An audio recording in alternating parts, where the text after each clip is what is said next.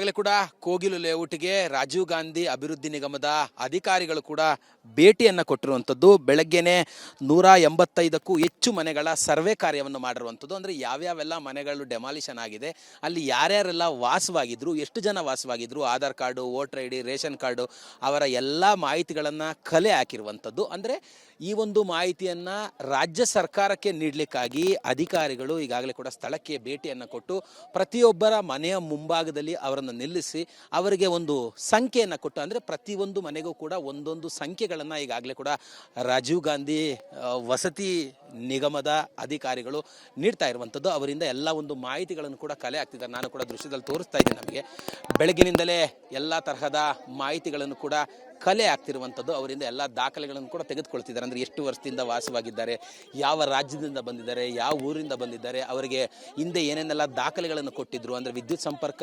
ತೆಗೆದುಕೊಳ್ಳುವಂಥ ಸಂದರ್ಭದಲ್ಲಿ ಏನು ದಾಖಲೆಯನ್ನು ಕೊಟ್ಟಿದ್ರು, ಈ ಥರದ ಎಲ್ಲ ಆಯಾಮಗಳಲ್ಲೂ ಕೂಡ ಮಾಹಿತಿಯನ್ನು ಕಲೆ ಆಗ್ತಿರುವಂಥದ್ದು. ಇದು ಒಂದು ಕಡೆ. ಆದರೆ ಎರಡನೇದಾಗಿ ಈಗಾಗಲೇ ಇಲ್ಲಿಗೆ ಮಾನವ ಹಕ್ಕು ಆಯೋಗದ ADGP ಅವರು ಕೂಡ ಭೇಟಿಯನ್ನು ಕೊಟ್ಟಿದ್ರು. ಭೇಟಿಯನ್ನು ಕೊಟ್ಟು ಸ್ಪಷ್ಟವಾಗಿ ಮಾನವ ಹಕ್ಕುಗಳ ಉಲ್ಲಂಘನೆ ಆಗಿದೆ, ಬೆಳ್ಳಂಬೆಳಗ್ಗೆ 4 ಗಂಟೆಗೆ ಏಕಾಏಕಿಯಾಗಿ ಡೆಮಾಲಿಷನ್ ಮಾಡಿರುವಂಥದ್ದು ಮಾನವ ಹಕ್ಕುಗಳ ಉಲ್ಲಂಘನೆ ಆಗಿದೆ, ಮಾಹಿತಿಯನ್ನು ಕೊಟ್ಟಿಲ್ಲ ಮತ್ತು ಯಾವುದೇ ಥರವಾದಂಥ ನೋಟಿಸನ್ನು ಕೂಡ ಕೊಟ್ಟಿಲ್ಲ ಅನ್ನುವಂಥದ್ದು ಮೇಲ್ನೋಟಕ್ಕೆ ಕಂಡು ಬರ್ತಿದೆ ಅನ್ನುವಂಥ ಒಂದು ಮಾಹಿತಿಯನ್ನು ಕೂಡ ಈಗಾಗಲೇ ನೀಡ್ತಾ ಇರುವಂಥದ್ದು. ADGP ಅವರ ಜೊತೆಯಲ್ಲಿ ACP ಹಿರಿಯ ಅಧಿಕಾರಿಗಳು ಕೂಡ ಸ್ಥಳಕ್ಕೆ ಭೇಟಿಯನ್ನು ಕೊಟ್ಟು ಇಲ್ಲಿರುವಂತಹ ನಿವಾಸಿಗಳ ಬಳಿ ಏನೇನೆಲ್ಲ ದಾಖಲೆಗಳಿದೆ ಅಂತೇಳಿ ಎಲ್ಲವನ್ನೂ ಕೂಡ ಪರಿಶೀಲನೆಯನ್ನು ನಡೆಸಿದ್ರು. ಒಂದು. ಎರಡನೇದು, ಈಗ ರಾಜ್ಯ ಮಾನವ ಹಕ್ಕುಗಳ ಆಯೋಗದ ಅಧ್ಯಕ್ಷರು ಕೂಡ ಇನ್ನೇನು ಕೆಲವೇ ನಿಮಿಷಗಳಲ್ಲಿ ಭೇಟಿಯನ್ನು ನೀಡ್ತಾರೆ ಅನ್ನೋಂಥ ಒಂದು ಮಾಹಿತಿ ಸದ್ಯಕ್ಕೆ ಲಭ್ಯವಾಗ್ತಿರುವಂಥದ್ದು. ಮಧ್ಯಾಹ್ನ 3 ಗಂಟೆ ನಂತರದಲ್ಲಿ DK ಶಿವಕುಮಾರ್ ಅವರು, ಅಂದರೆ ಬೆಂಗಳೂರು ನಗರಾಭಿವೃದ್ಧಿ ಸಚಿವರು ಮತ್ತು DCM ಆಗಿರುವಂತಹ DK ಶಿವಕುಮಾರ್ ಅವರು ಕೂಡ ಭೇಟಿಯನ್ನು ಕೊಡ್ತಾರೆ.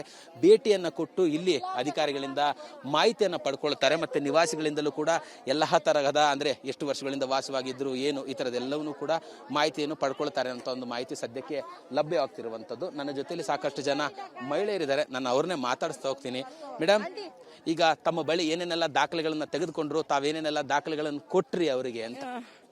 94C Aadhaar card, ration card, ID card, PAN card ಮತ್ತೆ 94C ಜೆರಾಕ್ಸ್ ಕಾಪಿ ತಗೊಂಡಿದ್ದಾರೆ. ತಾವಿಲ್ಲಿ ಎಷ್ಟು ವರ್ಷದಿಂದ ವಾಸವಾಗಿದ್ರ? 25 ವರ್ಷದಿಂದ ಇದ್ದೀವಿ ನಾವು. ಅಂದ್ರೆ ತಮಗೇನಾದ್ರೂ ಇಲ್ಲಿ ಹಕ್ಕುಪತ್ರ ಈ ತರದನ್ನ ಏನಾದ್ರು ಕೊಟ್ಟಿದ್ರ? ಅದೇ 94C ಅಂತ ತಾತ್ಕಾಲಿಕ ಹಕ್ಕುಪತ್ರ ಅಂತ ಕೊಟ್ಟಿದ್ರು. ಅದು ತಗೊಂಡಿದ್ಮೇಲೆ ಮತ್ತೆ ಅವ್ರು ಯಾರು ಬರಲಿಲ್ಲ, ನಮ್ಗೇನು ಮತ್ತೆ ಕೊಟ್ಟಿಲ್ಲ. ಆ ಮೀಟಿಂಗಲ್ಲಿ ಕರೆಸಿ ದೂರ ನಮಗೆ ಅದಕ್ಕೆ ಕೊಟ್ಟಿದ್ರು, ಗಿಫ್ಟ್ ಕೊಡ್ತಾ ಇರೋದು ಏನೋ ಫಂಕ್ಷನಲ್ಲಿ ಅಂತ. ಇವಾಗ ಈಗ ಸಡನ್ಲಿ ಬಂದು ಈ ತರ ಡೆಮಾಲಿಷನ್ ಮಾಡಿ. ಈಗ ಇದು ಸರ್ಕಾರಿ ಗೋಮಾಳದ ಜಾಗ, ಯಾವತ್ತಾದ್ರೂ ನಿಮ್ಮನ್ನ ಖಾಲಿ ಮಾಡಿಸ್ತಾರೆ ಅಂತ ತಮಗೆ ಗೊತ್ತಿತ್ತಾ? ಗೊತ್ತಿದ್ರು ಯಾರಾದ್ರೂ ಇಲ್ಲಿ ಬಂದು ಮನೆ ಕಟ್ಕೊಂಡು ಖರ್ಚು ಮಾಡ್ಕೊಂಡು ಇರ್ತಾರ.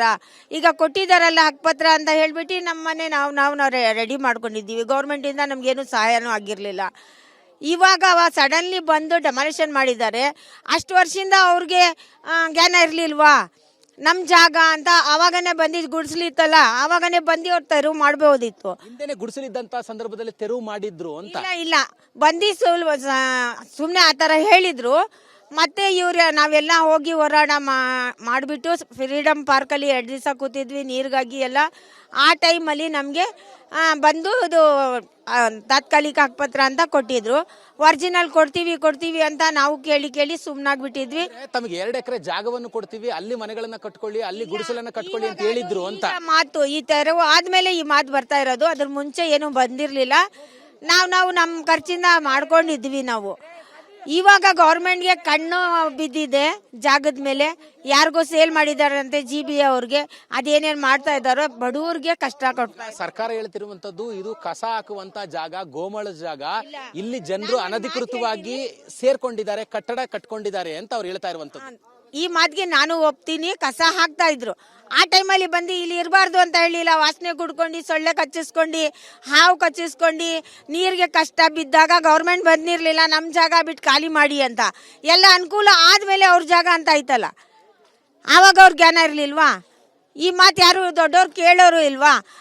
ಸರ್ಕಾರದ ಪರವಾಗಿ ಮಾತಾಡ್ತಾ ಇದ್ದಾರೆ, ಬಡವ್ರ ಪರವಾಗಿ ಯಾರು ಮಾತಾಡ್ತಾ ಇಲ್ಲ. ನಿಮ್ಗೇನು ಅನಿಸ್ತಾ ಇದೆ?